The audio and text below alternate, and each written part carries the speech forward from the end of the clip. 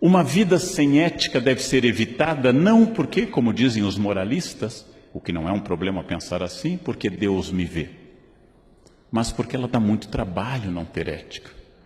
Eu tenho um amigo que trai a esposa e me disse que ele tem que ter um cuidado com o WhatsApp, porque aquilo vai para a nuvem chove em algum lugar e tem que apagar, e dá memória RAM, e dá memória, tem que ter um domínio de hacker para poder eliminar, porque uma mensagem no WhatsApp é que nem herpes, ela volta, você não sabe, ela reaparece. Este mesmo amigo me disse que quando vai a motel, leva mexerica, porque tem o cheiro de sabonete do motel, tem outro, então a mexerica tira tudo. Então ele tem que comprar a mexerica antes de ir para o motel. E eu fiz a seguinte pergunta: não dá mais fácil ser fiel do que comprar mexerica, ficar mexendo no WhatsApp? Não? Ou casar com a amante, que é para acabar com o sexo, que a única coisa que acaba com o sexo é o casamento. Então, a vida sem ética, gente, ela dá muito trabalho. É preciso ter uma memória enorme. Quando um guarda me para no trânsito, que é escasso, porque disse um aluno meu que eles só param gente jovem, mas quando um guarda me para no trânsito, eu desço tranquilo, os documentos estão em ordem. Inclusive eu guardei o extintor de incêndio, vá que ele volte. Eu tenho ainda o meu kit de primeiros socorros, nunca sei quando ele vai voltar. Eu desço tranquilo para ter em contato com o guarda, porque meu carro está em ordem, meus documentos estão em ordem, eu sou obcecado com a data de validade da carteira de motorista e assim por diante.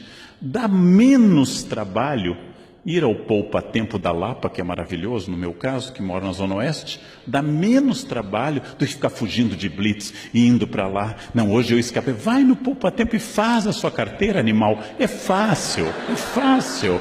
Mas as pessoas ficam dando uma coisa enorme, que é aquilo que eu digo para aluno colador: levou horas escrevendo aquela cola, dava para ter estudado. A junção da tradição moral que formou o Ocidente com a reflexão ética sugerida pela filosofia, que forma o caráter bom ou mau das pessoas, torna aquilo que o Luc Ferry, num livro, chama de vida válida. Bauman, ainda utilizando seu conceito anterior a 1985, chama de ética pós-moderna. Este pequeno livro que a editora Paulus traduziu faz essa reflexão importante. Como ser ético no mundo onde hoje ser ético é igual a ser babaca? Como ser honesto no mundo onde desonestidade leva longe na carreira política? Como defender valores neste mundo? O Bauman responde algumas dessas questões que eu recomendo aos senhores. Encaminhando para uma conclusão, temos que pensar que vivemos hoje, em outubro de 2015, um naufrágio ético. Os poderes públicos disputam de tal forma que vocês devem lembrar que, caindo a presidente e o vice, quem assume é o Cunha. Olhem a nossa situação. Se vocês não gostarem de Beelzebub, Satanás está esperando. Eu recomendaria, como lição de casa, que vocês estudassem a biografia do vice-presidente da Câmara, que é a opção que vem depois do Cunha. Para quem quiser se sentir deprimido mesmo hoje, estudem isso. As pessoas protestavam pela falta de ética colocando a camiseta da CBF e da FIFA e iam para a Paulista, duas instituições afogadas na falta de ética. E finalmente o mundo empresarial, porque de forma até positiva, é inédito no Brasil, nós paramos de falar da corrupção passiva, que é a do político, e passamos a tratar da corrupção ativa, que é a do empresário. Isso é muito importante. Começamos a perceber o outro elo, que o indivíduo e a sociedade agora podem ver com clareza essa ambiguidade possível. E lembrando aos senhores o que eu aprendi em Brasília dando essa palestra. Se nós temos hoje denúncias brutais sobre a Petrobras há um mês bateu o recorde de produção de petróleo no Brasil, 2,4 milhões de barris por dia. O que significa isso? Que a maioria da Petrobras é formada de trabalhadores como nós, dando um esforço titânico numas plataformas isoladas do mundo para que nós tenhamos chegado a esse número assombroso de 2,4 milhões de barris por dia. Ou seja, que nós ficamos olhando para as diretorias, esquecemos que aqui nessa sala, em todas as salas, o Brasil continua existindo, porque a maioria dos brasileiros é honesta, paga seus impostos, tenta evitar multas, quando leva a multa, paga suas multas e vive a sua vida em torno de trabalho, família e valores éticos. E isto é uma coisa que nós esquecemos porque nós passamos a confundir o Estado com a sociedade. Nós esquecemos deste detalhe. Sérgio Buarque trabalhou com a ideia de homem cordial, significando que o brasileiro funciona do ponto de vista muito passional ou muito emotivo. E eu vou buscar numa raiz um tema. Vou buscar numa raiz um tema que é a Carta de Caminha. Caminha escreveu o primeiro documento sobre o Brasil e ao final da Carta do Caminha ele diz que a terra foi descoberta, das suas características, e diz o seguinte: ele pede ao rei que mande vir da ilha de São Tomé a Jorge de Osório, meu genro. Ele está pedindo ao rei um emprego para um familiar. Não é corrupção, porque no antigo regime não há concurso público. Ele não está infringindo uma regra. A única forma de ser contratado é a indicação real. Mas o Brasil começa com essa relação pessoal. Professor, o senhor vai tirar minha prova? Eu achei que nós éramos amigos. E eu respondo, amigos sim, cúmplices não. Quer dizer, a ética não depende da minha relação afetiva com você. Ela depende de regras morais. Muitas vezes eu achei que o senhor gostasse de mim, eu gosto de você, mas eu odeio o deslize ético. É uma pergunta comum no Brasil. E para piorar, isto é muito importante nós termos claro. Nós somos o país que manteve por 388 anos, dos nossos 515, a barbárie da escravidão. O que significa? Que, em primeiro lugar, o campo do trabalho foi contaminado pela noção de que trabalho é coisa de escravo.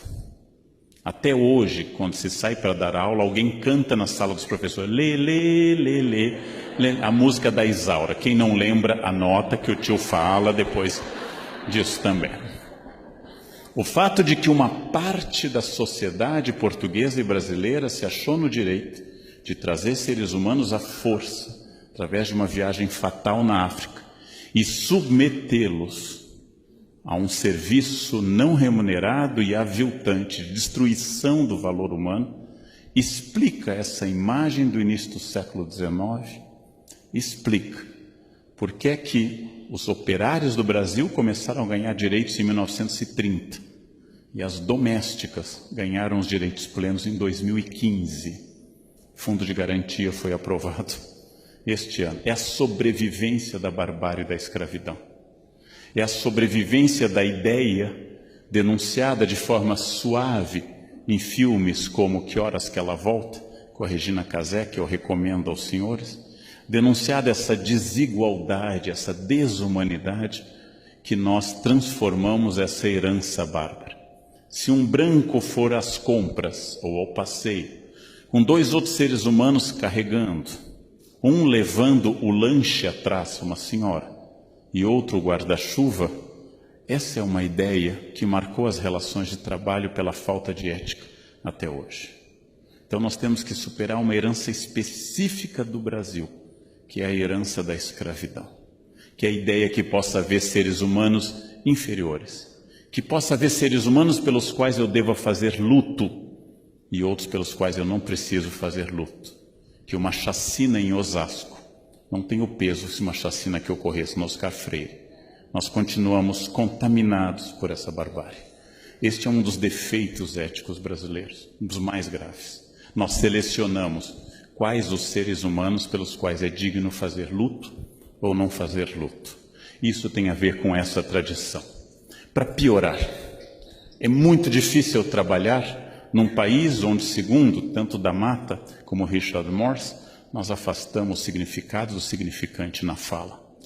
Em outras palavras, onde a pessoa que me diz, eu vou estar chegando tipo umas 9, seja qualquer coisa entre 9 e a segunda vinda de Jesus, ou seja, que eu não tenha a menor ideia a esse respeito.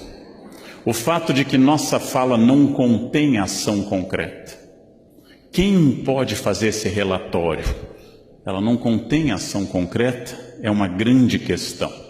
E o problema eterno, o mais grave, aquele que mais nós devíamos deter, é o duplo discurso de exigência ética absoluta para os outros, especialmente para os governantes, o que é correto, mas uma frouxidão absoluta com a exigência da minha ética.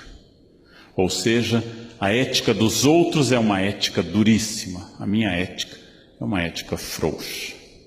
Quando eu começar a pensar objetivamente que é muito grave, talvez seja a coisa mais grave, alguém desviar dinheiro público para benefício privado, é menos grave, mas continua sendo grave, estacionar na vaga de idoso ou de cadeirante. É menos grave, prejudica menos gente, mas continua sendo um deslize ético. É muito grave furar a fila.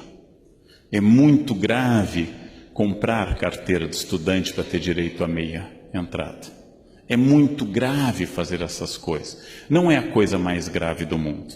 A podridão política tira dinheiro da merenda escolar para o apartamento em Miami. Isto é o limite da barbárie. Por que ser ético? Por que seguir a ética? Por que tentar ser bom? Por que implantar normas? Talvez o mais fácil seja respondendo com países onde a resposta foi não, que é a Síria.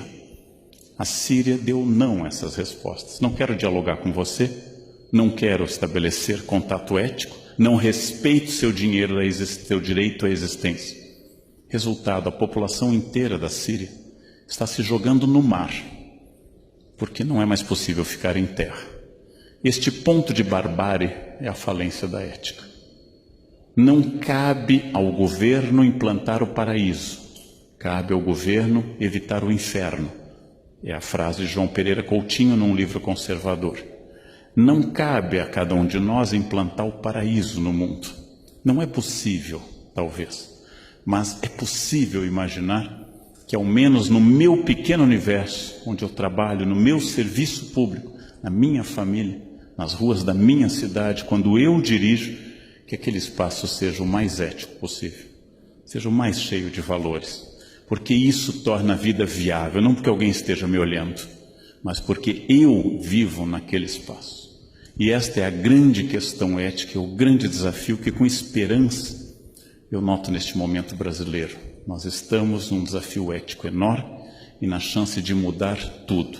A crise econômica tornou a ética visível.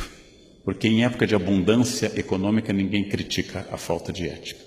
Crimes maiores cometidos no passado foram deixados de lado. Desemprego e inflação nos tornam mais aristotélicos. Farinha pouca, meu pirão primeiro. Estamos mais egoístas. Isso talvez seja bom. Chegou a hora de fazer uma transformação que começa com cada um de nós. É essa questão que hoje me preocupa muito, que hoje me anima muito. Imaginar um país grande, diverso, com mais de 200 milhões de habitantes, com pessoas muito variadas, falando grosso modo a mesma língua, com uma certa tradição histórica, quase todo mundo. Onde eu dei palestra nos últimos meses, Bahia, Pernambuco, todos os lugares, Brasília, Rio Grande do Sul, Curitiba, em todos os lugares, as pessoas apontando a mesma coisa. Todos querem uma nação mais ética. Todos querem um país mais justo. E nós, talvez, curiosamente, tenhamos dado o primeiro passo nesse sentido. Só que quando eu lanceto o furúnculo, a primeira reação não é agradável. Eu estou colocando décadas de falta de discurso ético para fora. Se isso vai ser uma grande transformação, é uma resposta que está agora, daqui para diante, nas mãos de cada um de nós, eleitores, cidadãos, servidores públicos. E era isso que eu queria dizer neste momento para vocês. Muito obrigado pela atenção.